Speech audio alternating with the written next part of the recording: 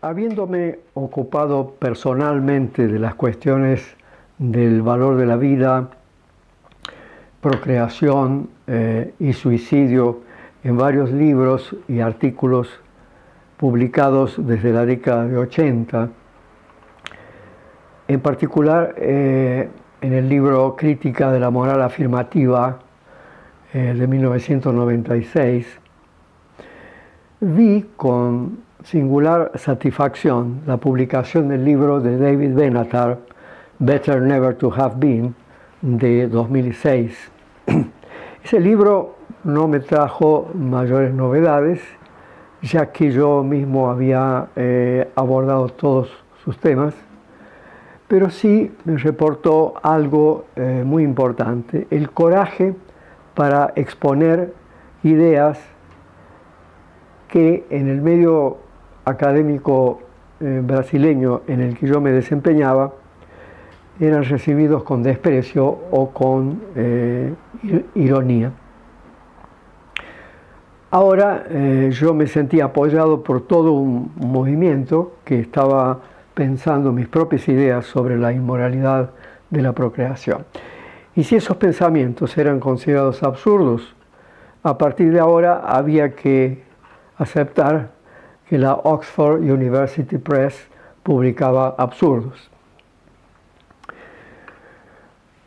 Contrariamente a algunos comentarios que el libro recibió, que no comparten las tesis antinatalistas del autor y piensan que a pesar de todo tiene valor y sentido tener hijos, debo decir ya de inicio que comparto todas las posiciones centrales de Benatar, que yo mismo he defendido por mucho tiempo, asumiendo como él una postura pesimista y antinatalista sobre nacimiento y procreación. Hay sí, como veremos, diferencias en la manera de formular las tesis antinatalistas, pero las dos ideas centrales, que la vida es un lugar lleno de sufrimientos y que la procreación es éticamente problemática, son compartidas. Su carácter fuertemente anti-intuitivo, que ha aparecido frecuentemente como una crítica en las discusiones, no me preocupa en absoluto, pues en mi concepción de la filosofía no tenemos por qué pensar dentro de los valores vigentes, por más fuertes e impositivos que sean. Todas mis objeciones son pues internas. Mis objeciones critican en gran medida los procedimientos argumentativos utilizados por Benatar, en los cuales veo algunas dificultades para extraer las conclusiones que nos interesan a ambos. La principal discordancia sustantiva se da en los temas del aborto y el suicidio. Él piensa que el aborto se sigue más naturalmente del antinatalismo y el suicidio no, y yo pienso lo contrario. Bueno, la primera conferencia de este ciclo de 6 objeciones a Benatar desde el antinatalismo se llama ¿Puede la existencia ser sometida a análisis? Y el resumen de la idea que quiero transmitir en esa primera conferencia es el siguiente. El método analítico asumido por Benatar en sus escritos puede ser inadecuado para abordar algunos aspectos de los problemas existenciales o de la vida. Y esta primera objeción es una objeción metodológica, como también lo será la de la segunda conferencia. Bueno, hay una cuestión histórica, de historia de la filosofía contemporánea, bastante importante para la evaluación del antinatalismo, que es la siguiente. Los problemas atinentes a la condición humana, del valor y sentido de la vida, de la problematicidad moral de llevar adelante nuestras vidas, de la muerte, el absurdo y problemas relacionados, hay una cuestión histórica, de historia de la filosofía contemporánea, bastante importante para la evaluación del antinatalismo, que es la siguiente. Los problemas atinentes a la condición humana, del valor y sentido de la vida, de la problematicidad moral de llevar adelante nuestras vidas, de la muerte, el absurdo y problemas relacionados, ya habían sido abundantemente tratados por la corriente existencialista de la filosofía europea en la primera mitad del siglo XX, haciendo eclosión en los pensamientos de Heidegger, Sartre y Camus. Ellos tienen como antecedentes muchos otros pensadores europeos del siglo XIX y del paso del XIX al XX, no todos estrictamente filósofos de la existencia, pero que de un modo u otro abordaron esos problemas. Podemos recordar a Kierkegaard, Schopenhauer, Nietzsche, Henri Bergson, Gabriel Marcel, Karl Jaspers, Vladimir Yankelevich, Miguel de Unamuno y Ortega y Gasset, entre otros. De manera que estas temáticas no surgen con el antinatalismo, sino que ya tienen una larga historia. Pero a partir de la obra pionera de Frege, la filosofía de tipo analítico se impone como una de las principales corrientes filosóficas en el planeta, apreciada por su claridad y rigor. La filosofía analítica clásica se había ocupado primordialmente de problemas lógicos, epistemológicos y de filosofía de la ciencia, pero con el correr del tiempo muchos comienzan a criticar a la filosofía analítica porque ella no abordaba aquellos problemas cruciales vinculados con la condición humana que habían sido tratados dentro de la filosofía tradicional, problemas como el sentido de la vida, el sufrimiento, la muerte, etc. Bueno, esto no es 100% verdadero, porque en 1927 Moritz Schlick, una figura central de la analítica clásica, había publicado en la revista Symposium un olvidado artículo titulado Sobre el sentido de la vida, en el cual Schlick plantea claramente la cuestión del absurdo de la existencia, tanto en el plano global como en el plano individual. Es sin duda un texto relevante sobre esas cuestiones, escrito en pleno periodo clásico de la filosofía analítica. Por otro lado, en ese periodo hubo una especie de réplica estándar, implícita, aunque casi explícita en algunos textos de Rudolf Carnap, por ejemplo, a la acusación de la ausencia de un tratamiento analítico de los problemas de la vida, que sería la siguiente.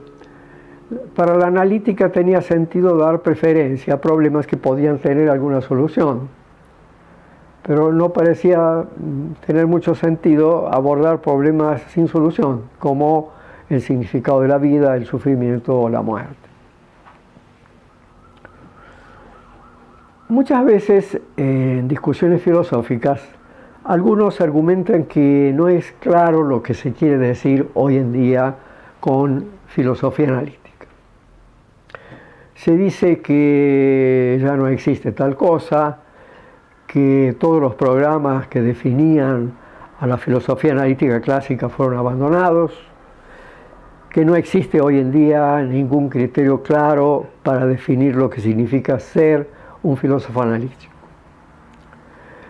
Se alega que no se trata de adherir a ninguna escuela, sino tan solo de establecer una exigencia de claridad y precisión en la formulación de los problemas, característica que no está vinculada a ninguna tradición filosófica en particular, sino tan solo a una exigencia metodológica mínima, cuyo no cumplimiento impide entrar en cualquier discusión filosófica seria.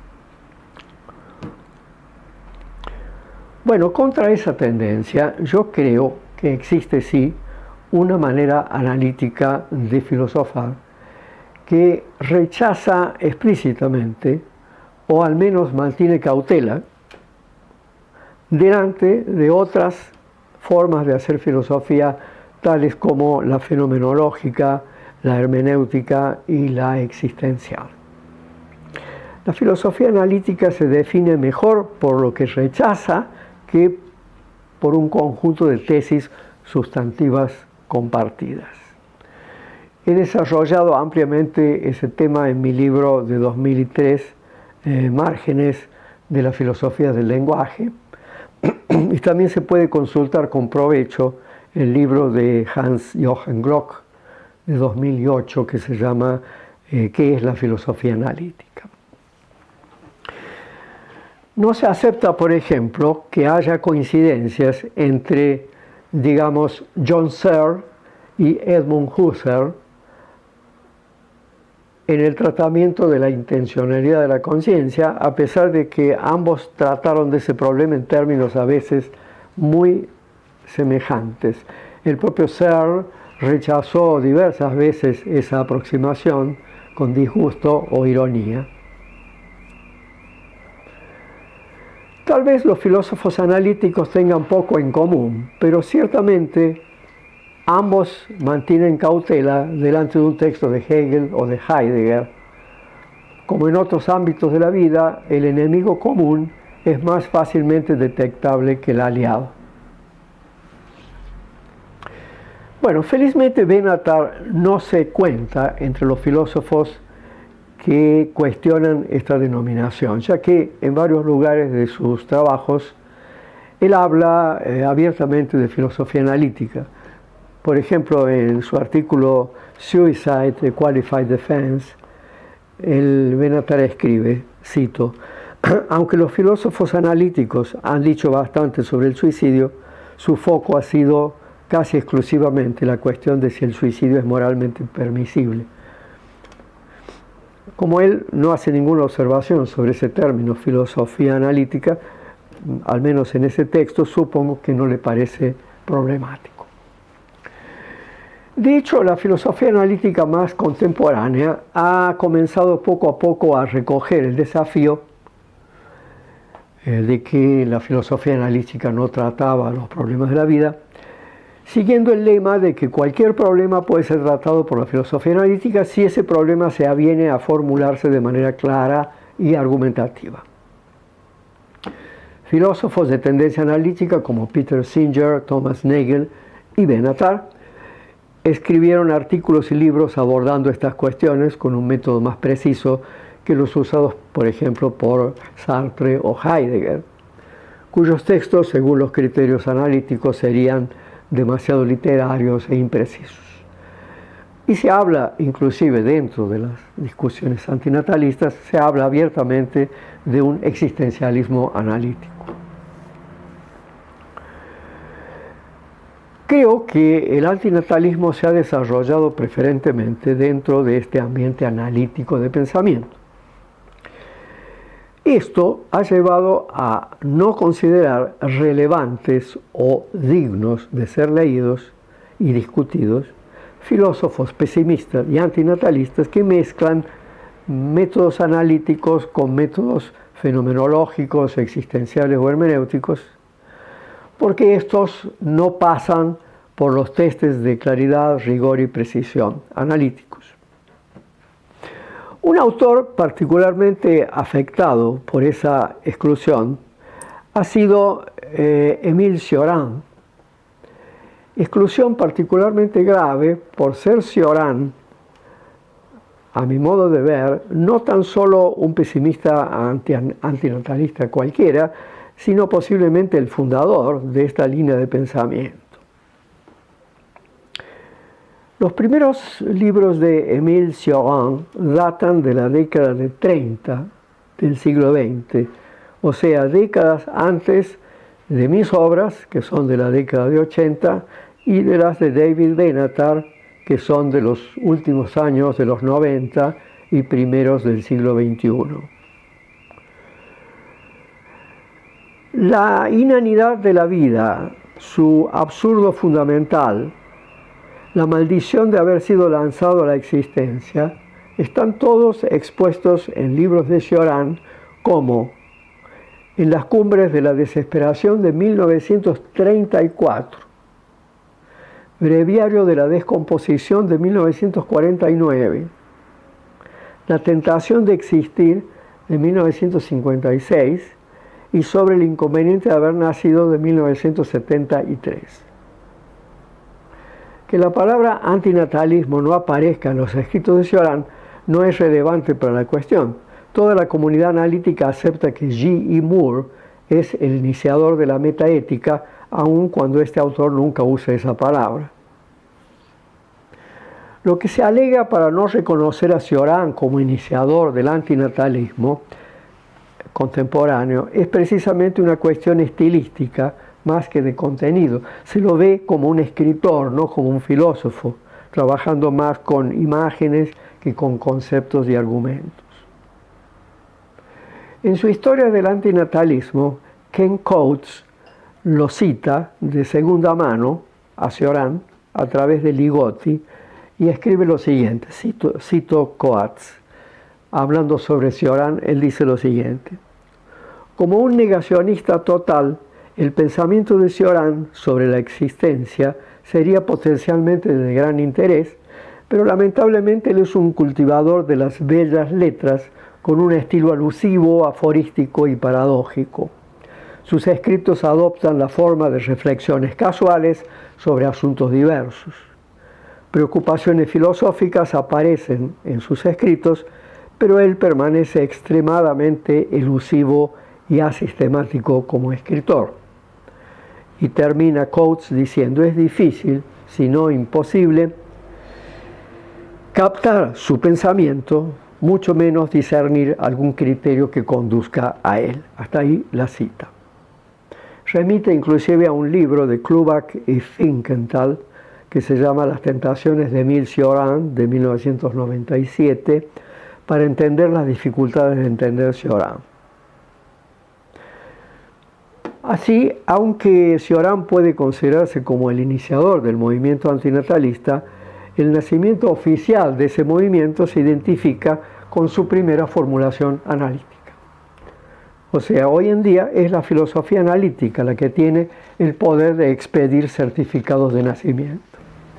Lo que un filósofo analítico simplemente no considera, porque no está en su ámbito de comprensión, no quiero decir que no lo entienda, sino que ni siquiera le parece interesante tratar de entenderlo, es que ese método evasivo, elusivo, a veces ambiguo, a veces metafórico, fuertemente literario, que utiliza imágenes y figuras de lenguaje y que no se priva de hacer asociaciones, a veces remotas, no estrictamente inferenciales, puede ser muchas veces eficaz para exponer ese tipo de temas de la vida y de la muerte, el absurdo, el sentido de la vida.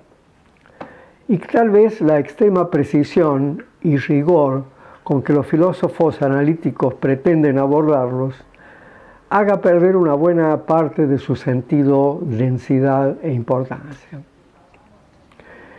Claro, esto el filósofo analítico no lo va a admitir nunca, pues eso significaría volver a considerarlo como no totalmente calificado para tratar de esos problemas. Él va a replicar que no porque el objeto sea ambiguo e impreciso, el método para abordarlo también debe ser ambiguo e impreciso. Inclusive él suele considerar que esta alusión a métodos expositivos no tan claros es tan solo un pretexto para esconder la propia incapacidad de exponer los problemas con rigor. Lo que parece profundo para ellos es simplemente confuso. Pero todo lo dicho hasta aquí es muy genérico. Yo quiero explicar mi punto en detalle, indicando 4 características del método analítico dentro del antinatalismo que pueden caer bajo este tipo de objeción. Bueno, la primera de esas características es que el filósofo analítico en general no considera como relevante el modo como las experiencias humanas son vividas desde el punto de vista subjetivo Él cree que lo que vale es lo que puede ser descrito objetivamente y lo subjetivo es considerado tan solo como algo psicológico que no debe por tanto ser tomado en cuenta, a no ser como engañoso o como adorno inesencial. Esto queda claro cuando Benatar dice que las personas tienen en general una visión equivocada del valor de sus propias vidas cuando las describen como positivas y que lo que ellas dicen sobre eso no es confiable, reliable. Según Benatar, hay que decirles a las personas que sus vidas son en realidad muy malas, aun cuando ellas las vivan como razonablemente buenas, pues ellas están engañadas por poderosos mecanismos psicológicos. En la tradición llamada continental, para usar este término dudoso pero aún útil, pensadores como Henri Bergson y Maurice Merleau-Ponty, por ejemplo, apuntaron hacia el fenómeno de lo vivido, le vécu, como un dato irreductible a cualquier elemento objetivo. Lo que es vivido por las personas es un punto de vista que debe ser atendido y no dispensado como meramente ilusorio. Esto parece poner un límite importante al tratamiento analítico de problemas existenciales. Para ser justos, hay que decir que filósofos analíticos actuales, tales como John Searle y Thomas Nagel, han reconocido que no toda la realidad es objetiva, que parte de ella es subjetiva y que la intencionalidad de primera persona nunca puede reducirse a tercera persona o a una descripción puramente objetiva del mundo. Pero ni siquiera ellos se aproximan a la noción fuerte de vivido como presentada por los dos filósofos franceses mencionados al principio. Hablando en Nagel, hay también en Nagel ejemplos de cómo el pensamiento analítico puede ser limitado para comprender cómo los fenómenos de la vida son vividos por los humanos. Cuando Nagel trata en el capítulo 2 de su libro Mortal Questions de la cuestión del absurdo y el sentido de la vida, Nagel escribe la siguiente frase. Él dice así, cito: "A menudo se subraya que nada que hagamos hoy importará de aquí a 1.000.000 de años. Pero si eso es verdad, dice Nagel, entonces, por la misma razón, nada que acontezca en 1.000.000 de años importa ahora". Ahí cierra la cita. Bueno, eso es perfecto desde el punto de vista matemático, pero la diferencia estriba en que los humanos no viven de la misma forma el primer hecho y el segundo. Que lo que vivimos hoy no tenga ningún sentido de aquí a un tiempo futuro es algo que nos afecta, que nos provoca angustia, porque se trata de la futura desaparición de algo que nosotros mismos nos esforzamos en hacer, en crear, y en lo cual proyectamos nuestras esperanzas. Que todo eso no tenga ningún sentido en el futuro nos afecta mucho más que pensar que algo que será hecho de aquí a 1.000.000 de años por personas que no conocemos, de lo cual nada sabemos, no tenga sentido para nosotros ahora. La simetría apuntada por Nagel es puramente lógica, pero ignora totalmente su dimensión existencial. En esa misma línea de pensamiento hay una distinción importante entre dos cosas que Benatar y los antinatalistas en general no consideran con suficiente atención, entre dos tesis: la tesis de que la vida es mala y la tesis de que no vale la pena vivir.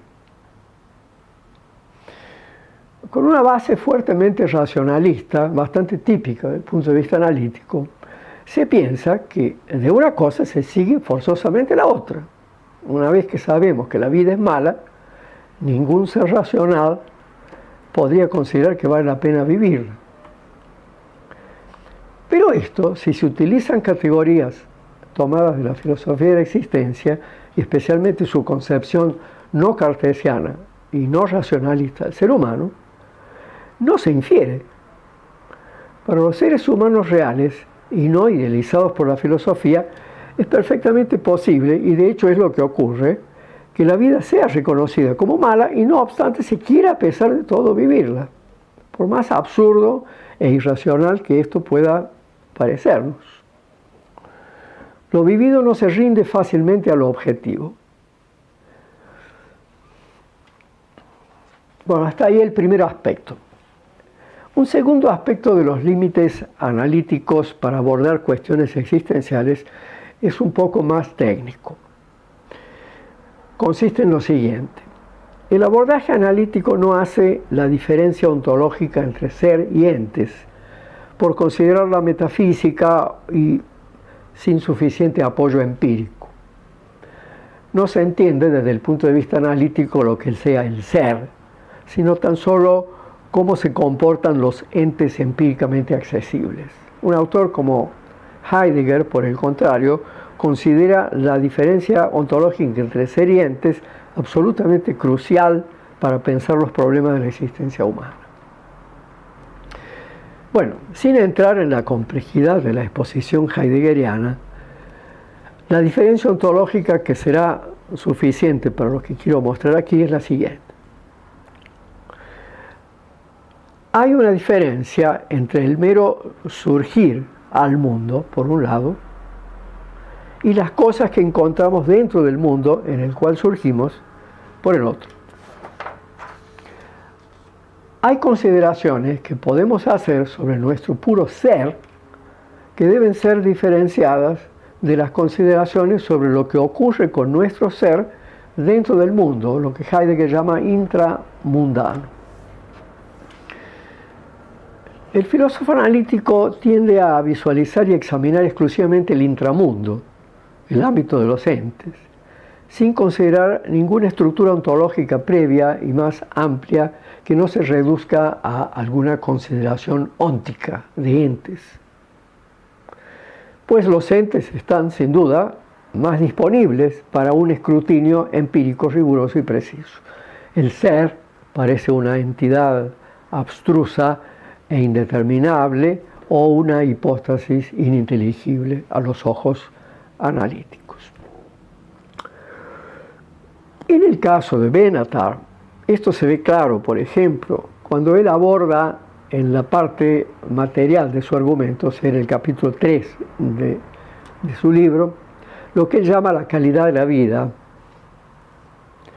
el tema de los malestares, enfermedades, accidentes, etc., adoptando un método empirista descriptivo para determinar que la calidad de la vida es muy baja. Eso parece demostrarse a partir de un cálculo o de un balance de males y de bienes intramundanos con un peso mayor para los males. Debe ser dicho con justicia que Benatar trata de hacer esta medición con más cuidado que el habitual, llevando en cuenta, por ejemplo, la distribución de males y de bienes dentro de una vida, etc. Pero se trata tan solo de perfeccionar el cálculo. Continúa siendo un cálculo, una cuestión de pesos y medidas.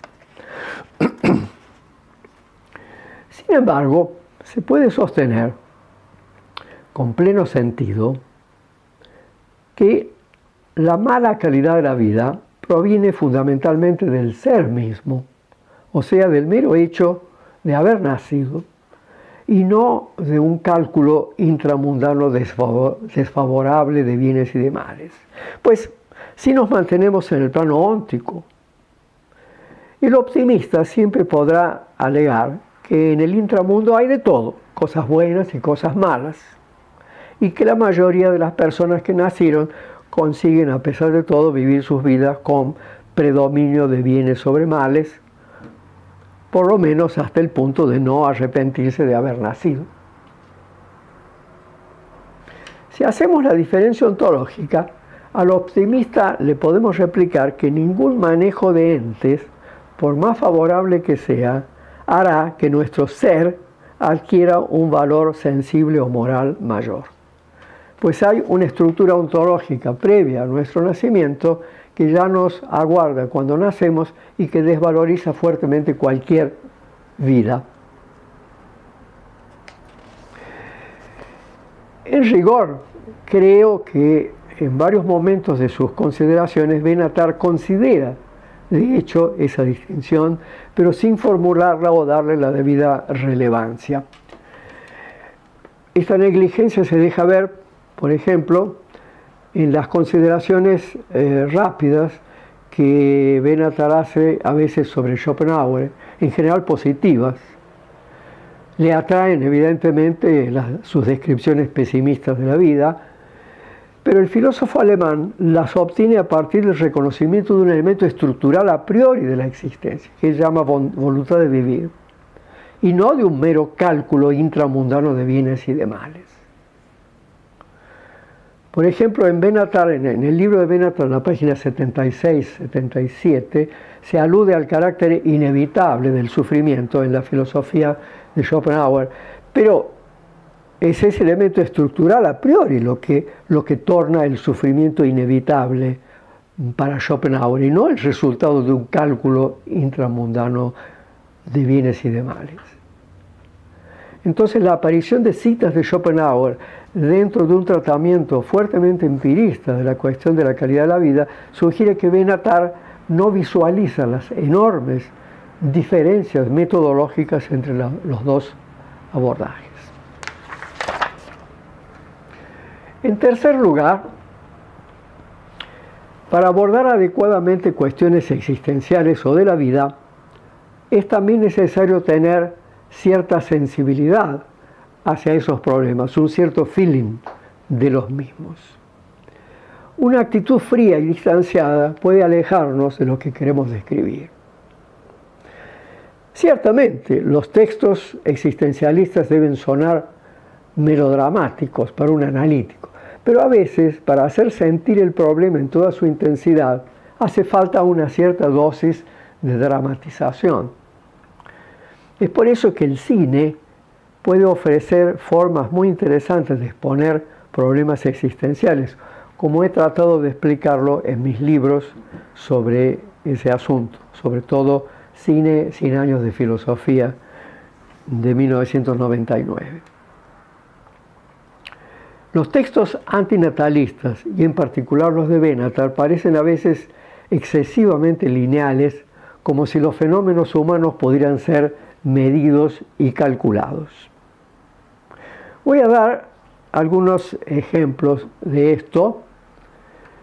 En el capítulo 2 de su libro, cuando Benatar trata de mostrar que la no existencia es preferible a la existencia, el análisis se hace en términos de costo-beneficio, o sea, un vocabulario económico, como si venir a la existencia fuera algo como comprar un auto o alquilar un inmueble. En otras partes del libro, Benatar habla de montos de cosas buenas y malas, como si hablase de mercadería, utilizando ahora un vocabulario matemático. Total montante de malo, igualmente malo, subtrayendo el desvalor de. Ninguna cantidad de valor puede compensar cantidades modestas de bueno. 15 kilos unidad de valor y cosas por el estilo. Se puede ver las páginas de 60 a 63. Tengo aquí una cita un poco graciosa que dice así, cito Benatar: compare dos vidas, las de X e Y considere que en aras de la simplicidad, solo la cantidad de bien y de mal de esas vidas. La vida de X tiene cantidades relativamente modestas de bien y de mal, tal vez 15 kilounidades de positivo valor y 5 kilounidades de valor negativo. La vida de Y, por el contrario, tiene cantidades insoportables de maldad, digamos 50 kilounidades de valor negativo. La vida de Y tiene también, sigue la cita, mucho más bien, 70 kilounidades de valor positivo que la de X. Sin embargo, la vida de X, podría considerarse razonablemente menos mala, incluso si la de I tiene un mayor valor neto, juzgado en términos estrictamente cuantitativos. 10 kilounidades frente a 20 kilounidades de valor positivo. Pero el valor o falta de valor de una vida humana no se puede evaluar como si fueran ítems comerciales que se pueden empaquetar y etiquetar. Dentro del antinatalismo, la no existencia debería probarse como preferible a la existencia en términos no puramente cuantitativos, que es lo que Benatar hace, de hecho, en la línea material del capítulo 3 de su libro. De nada servirá probar que 20 kilos de felicidad valen objetivamente más que 10 kilos si los involucrados prefieren vivir 10 kilos en virtud de consideraciones cualitativas. En general no podemos medir cosas como el bienestar, la felicidad, la tolerancia o el miedo, por ser actitudes humanas ambiguas y variables, sujetas a los vaivenes de la temporalidad y a la complejidad de los contextos. Los seres humanos pueden preferir altas dosis de sufrimiento en función de otras expectativas, lo que ciertamente sería absurdo para un cálculo puramente numérico de sentimientos y actitudes. Los humanos desafían casi todos los argumentos que en lógica se llaman a fortiori, del tipo quien puede lo más puede lo menos. Por ejemplo, en la psicología popular superficial, matar a otro hombre parece claramente peor que humillarlo, pues el humillado puede recuperarse de la humillación, pero nadie puede recuperarse de la muerte. Todo esto es muy lógico. Pero una humillación puede ser vivida por alguien como peor que la muerte y preferir morir antes que ser humillado. El escritor judío Yossi Klein Halevi cuenta en un libro una recomendación que le dio a su hijo que partía a la guerra. Comillas, hay momentos en que como soldado tendrás que matar, pero jamás en ninguna circunstancia tienes permiso para humillar a otro hombre. En cuarto y último lugar, hay cuestiones estilísticas en la construcción misma de las frases que es importante considerar en estas diferencias entre modos analíticos y no analíticos de hacer filosofía. Por ejemplo, en los textos de Cioran sobre el cuestionamiento moral del nacimiento encontramos una frase como esta: la vejez es la autocrítica de la naturaleza. La vejez es la autocrítica de la naturaleza. Bueno, ciertamente Benatar no entendería esta frase. Habría que traducírsela al analitiquez, más o menos de la siguiente forma. La vejez es muy molesta e incómoda, llena de sufrimientos, en la cual la naturaleza se manifiesta en toda su crudeza y los humanos toman conciencia de su decadencia. Esta frase ha perdido toda su contundencia y tal vez ni siquiera sea aún considerada suficientemente clara por el analítico, aún sería demasiado metafórica. Aquí habría que entender, o hacerle entender al analítico, que algunos filósofos escriben frases abiertas para que el lector las complete, para que ejercite su poder de reflexión. Leídas analíticamente, esas frases parecen trivialidades, como Searle lo dijo de muchas frases de Derrida en la discusión que tuvieron en los años 70. Y son realmente triviales, sin el trabajo cooperativo del lector. El analítico, en cambio, exige frases completas que transmitan un contenido objetivo igual para todo lector. Veremos después en la conferencia 2 que esta expectativa puede ser ilusoria. Y ese lector debe ser pasivo, debe simplemente recibir el significado de las frases después de ser definidas por el autor, sin participar en la construcción de ese significado. En mis propios textos yo utilizo a veces frases de este tipo. pero aún frases normales, muy sintéticas, no serán entendidas por el filósofo analítico.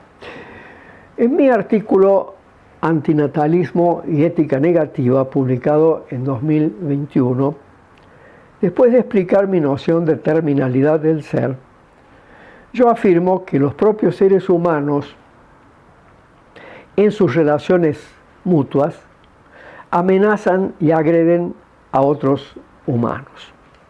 Para expresar eso yo escribí la siguiente frase: ellos se vuelven terminales unos para los otros.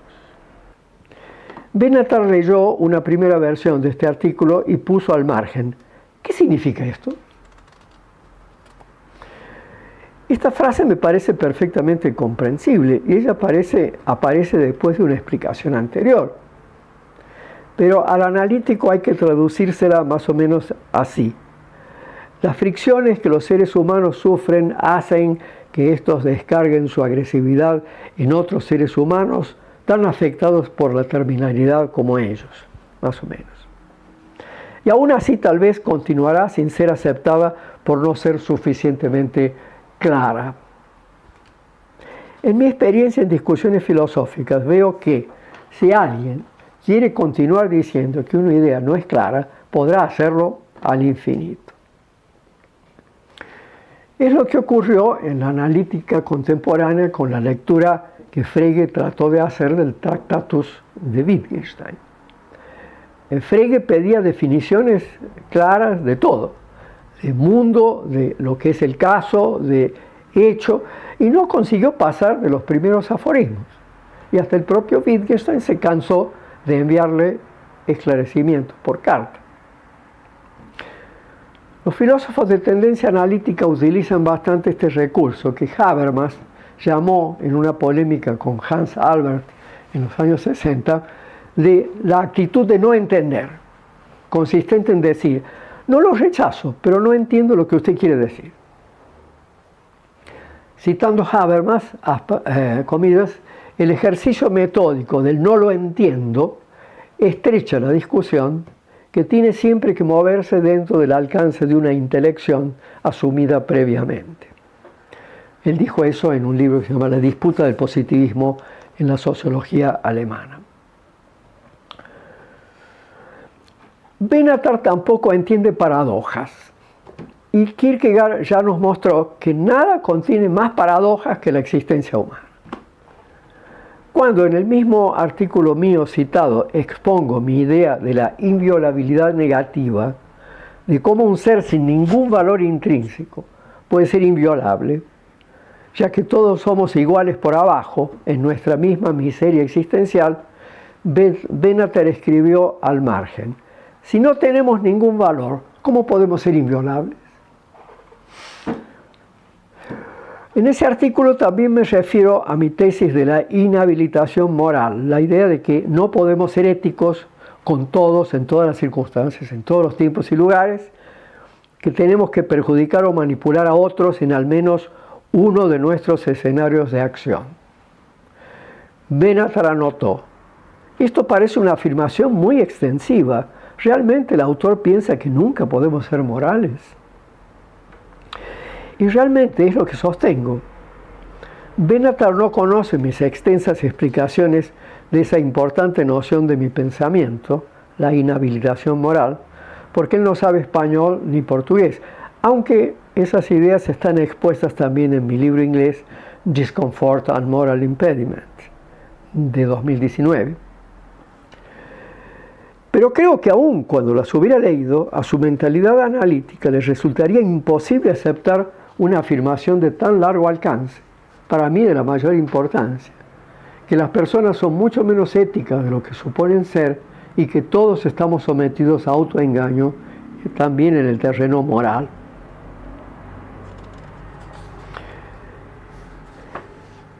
El analítico tiene la tendencia, ya yendo al final, de desmenuzar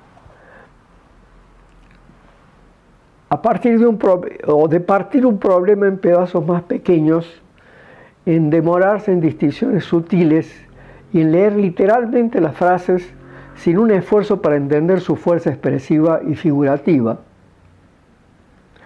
Un buen ejemplo de esto es una objeción que fue hecha contra Benatar, por ejemplo, de que no se puede decir que existir es peor que no existir, porque eso exigiría que hubiera habido un momento anterior en que el existente no existía para poder comparar los dos estados.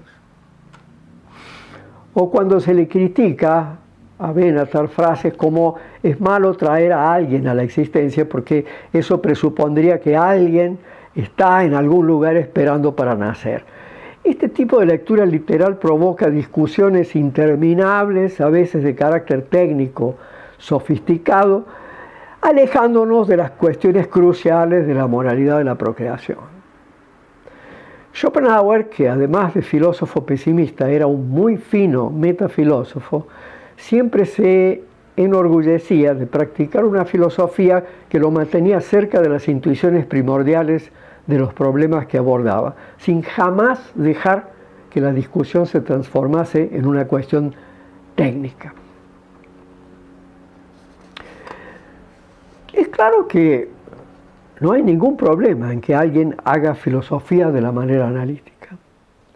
Lo que preocupa es que ese modo de filosofar sea entendido como el único válido y que los otros sean descartados como equivocados, poco serios o incluso deshonestos.